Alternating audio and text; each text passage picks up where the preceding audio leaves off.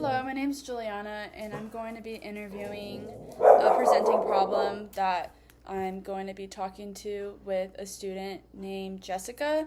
And her situation currently is where she is stuck with a partner in an intimate partner violence, where she is unable basically to leave her situation financially because that she is depending on her boyfriend, and she does live in an apartment with him. She does have some support from her aunt, but she does not want to get her family involved when it comes to her receiving help, because she does not want to receive any questions from her family regarding her relationship. And she does socially drink, so that's one thing that also causes her to instigate the situations with her partner whenever he tries to partake in any violent acts towards her.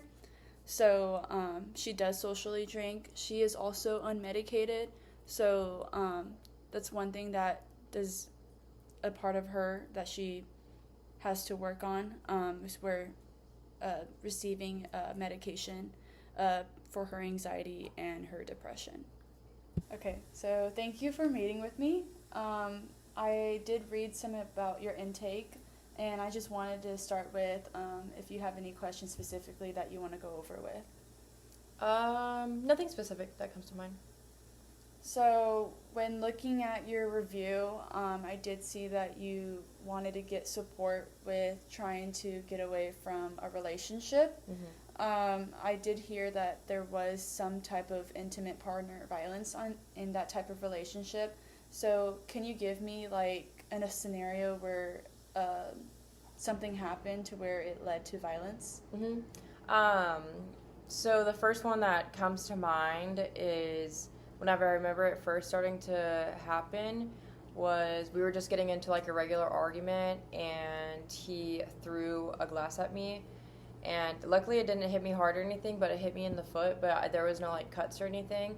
But that's when I had first started to notice like that the aggression was just more than in his words and in his like his acts. It was more like abusive, like he meant to hurt me. So things like that was one of the biggest things. And then we've had other instances of him just like shoving me or biting me or hitting me or stuff like that. Okay.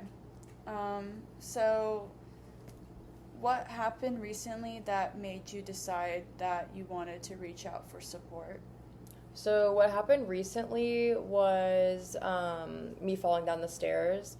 Or me being pushed down the stairs. That was the most recent thing that really, I was like, okay, like after that whole situation, I was like, okay, I know that I need to seek out for help, especially because he always has been threatening me about like money and like taking things away from me and everything like that. And then I just slowly started to realize like I was also losing friends in the same situation too. So it's just like I felt like my whole world was like crumbling. And I realized how like codependent I was starting to be. So you mentioned that aggressive incidents have started increasing again. What has that looked like recently? So recently, the first ever incident was just like shoving me a little bit, like kind of like play fighting that took a little too far. So I never thought anything of it, but it's kind of turned into, like I mentioned, the glass situation. Again, it didn't like hurt me or anything, so again it wasn't like seen as that big of a deal. But now it's been kind of like biting me on the arms and the back, and then slapping me across the face and pulling my hair has been like the biggest things. And one time he pushed me down the stairs. Okay. From those incidents, what would you say was like the biggest boundary, like breaking from like the play fighting? For sure was definitely the pushing me down the stairs, because that was definitely intentional. And it was like I could have literally died from it. Yeah. And he didn't know what the outcome was going to be. So I knew it was like forceful and something that he meant to do. So I was just really scared once I realized it, and it all hit me like, wow, he just like pushed me down the stairs. And it was like 2 flights of stairs too. So it wasn't just like one flight. And I did like get really banged up and bruised. And luckily I didn't like break anything or anything like that. And we did go to the emergency room. And luckily enough, I didn't have any broken bones or anything. Okay. And then around that incident that happened last year, Like, was that the one that resulted in the emergency room? Yeah, and that was the only one, and he was really scared and really not wanting to take me because he was worried that I would twist it and pin it on him and he would get arrested for it. So it was about 2 hours before he would actually take me, and he made me like promise and swear that I wouldn't say anything. I wouldn't say that it was him, because I kept telling him, just like kind of feeding into it, that I knew it was an accident and everything, but like he didn't believe me and he was really worried, so he just started making threats of like that, as always, like he's gonna take everything from me and that I'm gonna be nothing without him. I'm gonna have nothing. He's gonna like manipulate me to everything and like pin it on me like I was the one who started it, so then I would be the one to get in trouble. So he kind of put me like in a corner.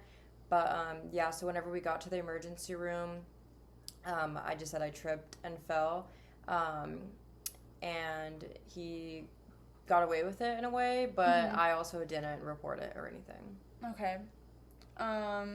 After these incidents happens, what usually happens between the two of you? So, like, does your partner apologize, or does the tension usually stay high, or what happens after that? Typically what happens is, like, in any incident like that happen or something abusive happens, and I'll, like, retaliate in a way, like, I'll hit him back or like tell him to like get off of me or whatever, just like kind of trying to protect myself, but not trying to like hurt him, just trying to like be defensive. But mostly it just ends up in an argument, and then once he like realizes that he could lose me potentially, he it goes one way or another depending on his mood. Or again, I'll like either try to like start threatening me or like blame it on me, but 75% of the time he does apologize and tries to make it up to me, so he'll start buying me stuff and he'll be like, oh, I'm gonna be better, and then he's good for maybe like a month or two, and then it'll just randomly start happening again, and it's just like an endless cycle. And do you think there'll ever be like a time where he'll like break that cycle? Do you think his behaviors could change, or would you have to be the one that makes a change? I think it's hard to say just because we have been together for a while, and in the beginning it was like perfect, and I don't really know much about like his past relationships or anything, but I would say it would definitely have to be me, because he talks about having a family and everything, and I can't imagine like bringing kids into that kind of situation and not knowing what he would do to them. So I definitely think I would have to be the one to break the cycle, because even like he says that I deserve it and that it's like my punishment, so I don't feel like he sees it in like a wrong way. Okay. So do you think he sees his actions in any type of way? Like does he like take any accountability of like the physical harm he does to you? I mean, he does, but then he always like backtracks himself. Like he'll apologize in the moment and like recognize what he did, and like he'll like admit to what he did was wrong and abusive and everything. And then like the next day he'll be like, "Oh, I don't know what you're talking about. Like I didn't even hit you that hard," or like just little comments like that. But he's very manipulative, so he will try to take accountability, but like I said, he just backtracks himself all the time. Okay. Yeah. And then from breaking from that dependency, do you have any other support groups that can help you in this time where you do have any altercations with him? Yeah, I mean, there's been situations where I've had to go over to like friends' houses and stuff just to get away from him, and I'm really close with my aunt, but I'm not really that close with my mom or like my immediate family. But mostly I kind of just like try to turn to support for my friends, but also I don't give them the full details, because I just like kind of sugarcoat things, because I don't want them to see him as a bad guy, because I just end up staying with him. Okay. Can you tell me about your partner and like the relationship and how it grew within these past 2 years of being together? Yeah, so we actually met on a dating app, and we actually like coincidentally had some mutual friends just through like social media and stuff. And so we just like started going on dates and everything, and I guess I didn't really notice at first, but he latched onto me really fast and kind of like tried to separate me from everyone. And I kind of just let it happen, because I wasn't really like in a good financial state, and I didn't go to college. I didn't have a job or anything. I was still living at home. And then we started dating, and then we moved in together really quickly. It was like after 2 months of us being together. And I really didn't notice any of like his red flag behavior. Like he would come home with flowers and bring me gifts and everything like that. So I never really noticed anything wrong at first until slowly he like didn't want to go to like family events or hang out with friends, or only he was allowed to hang out with his friends and then I wasn't. But I was still so like in lust with him that I didn't really like see the red flags.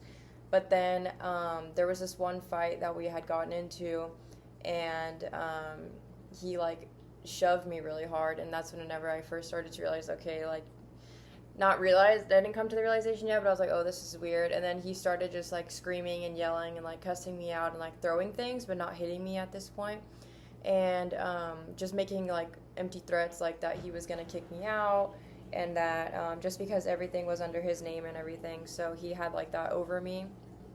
And then it just started to get progressively worse, and I noticed that then I started like turning to like drinking, and I used to never drink at all. Like I would only drink whenever I was hanging out with friends, like once a month, really nothing crazy like that. But then it just started to escalate from there, and he has good days, but they're mostly bad days now. Okay. So whenever you mention good days, can you like provide me like what a good day would look like?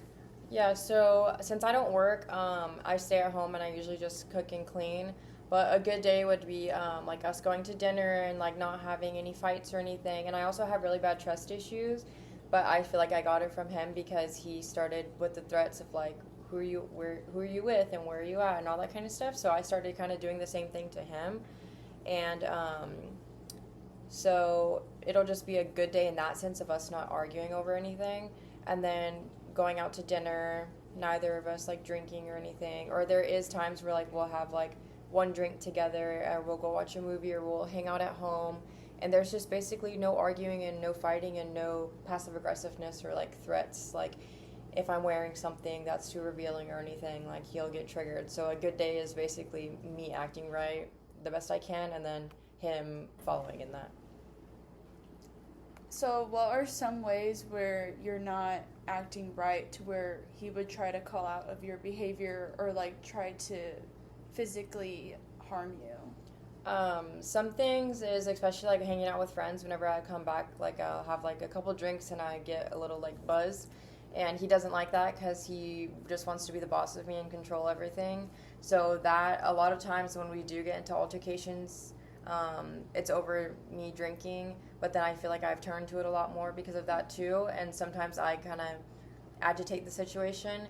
But other things, just like not cooking dinner on time or not cleaning something that he asked me to clean, or just like I said, wearing something that he doesn't like, or talking back to him or giving him an attitude, or just regular things that girls do.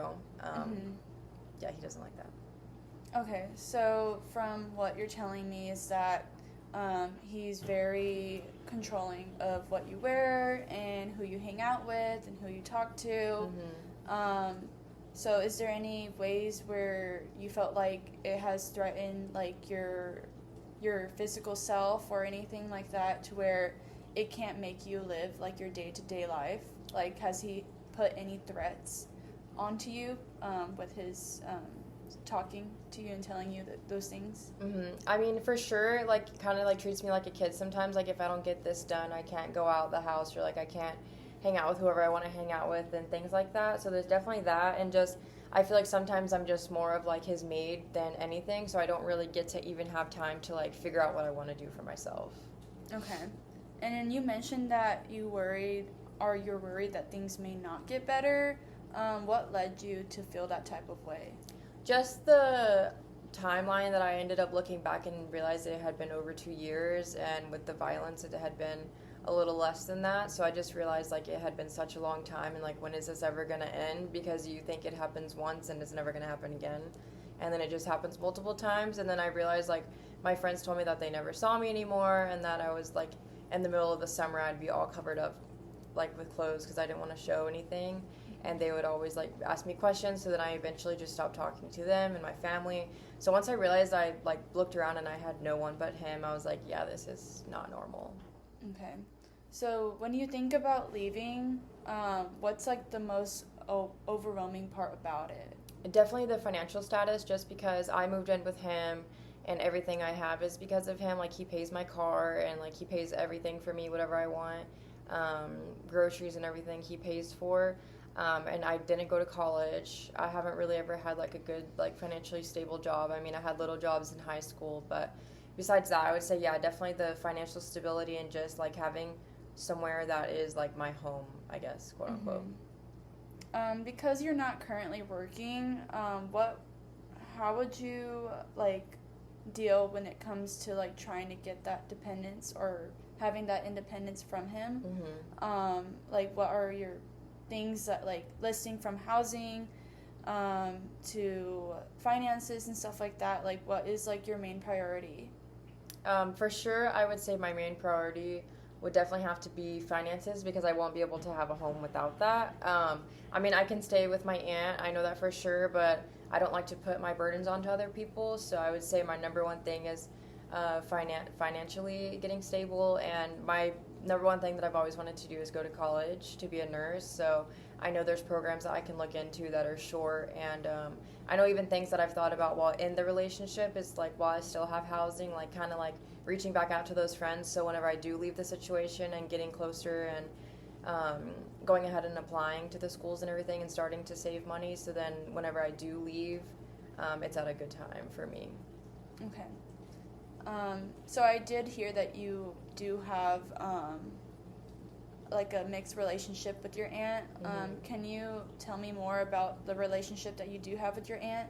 Yeah, so my aunt is my mom's sister, and we have like I would say the best relationship in my family. I'm not really close with any of my family because my mom also had some domestic violence with her partners, and also my grandparents too, so it's just been like a cycle. And my aunt's been like the one person that hasn't had anything, so I kind of see her more as a role model. But the only thing that does strain our relationship is that I constantly lie to her, and it's more on my end than it is really on her end. Like, at the end of the day, or like now, I see she's just trying to help. But for me, it was just more that I was lying and keeping things, and she started to notice that things were going on. Was it mainly because like you just didn't want to hear her confronting you about the issues that you have with your boyfriend?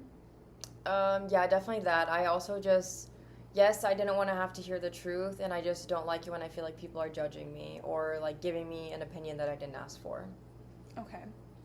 Besides your aunt, who else in your life is like supportive towards you? For sure my friends, even though like I said, like I've pushed them away and like told them lies as well, they still constantly make an effort with me, and they always tell me that they will be there for me. Yes, so I know that you did say that your boyfriend is controlling on who you hang out with, but that is also very important that you do have that established relationship with your friends, so you can still have a support group out of that relationship. But I did notice that you did mention previously about substance abuse when it comes to drinking. Is there anything that you would want to work on when it comes to drinking? I would definitely say I want to work on not relying on it as a coping mechanism, or like kind of like using it as a way to get out of my head. Like whenever I'm trying to like escape the situation while I'm still in the situation, I feel like alcohol kind of makes me forget. Not that I ever like drown myself to sleep or anything, but I definitely would want to work on that and making it more so socially than like emotionally. Okay, so you don't want to use it more as like a coping mechanism, more of like a social like thing to do with your friends, basically. Yeah. And lastly, I do want to talk about your anxiety and depression. I know that is also a big factor in this situation. Is there any ways that you would want to get support, or have you found ways to support yourself in those situations when you do have those type of mental outbreaks. Yeah, like I said, in that situation too, I also kind of lean towards like alcohol and everything, which I know is bad. So definitely trying to steer away from that. And then I've also kind of explored the thought of therapy and medication. And I have some friends that are also on medication. They said it's worked for them really good. The only thing I kind of have right now is like I self-soothe myself, which is good. Mm-hmm. But I definitely want to look into getting an established therapist and going to see my primary doctor to get on medication. Okay, well, at least you have one step as to wanting to get more help when it comes to your mental health, and seeing a primary care doctor for that is a great way to start on that. So moving forward with this conversation, what is one thing that specifically you would like to work on after this session? After this, definitely work on myself and leaving the situation. And with leaving the situation, what's the first thing that you would want to work on, basically? Like after the situation? Mm-hmm. Definitely, again, myself, and putting myself first for once and establishing my own life and not having to depend on anyone else. So like going to school would be my number one thing. And then having that financial support, or finding that financial support, right? Yeah. Okay. All right. So the last part did cut out, but basically the last part that I would want to work on is just doing a whole summary of basically what we spoke about, and just seeing what we can work on for the next session, if they would want to have a next session or not. Again, since this was an intake session, it's up to them if they want to have that next appointment or not. But again, what I would have worked on was basically make a conclusion and a resolution of what they should work on. Just a small goal for what they want to work on the next time I see them.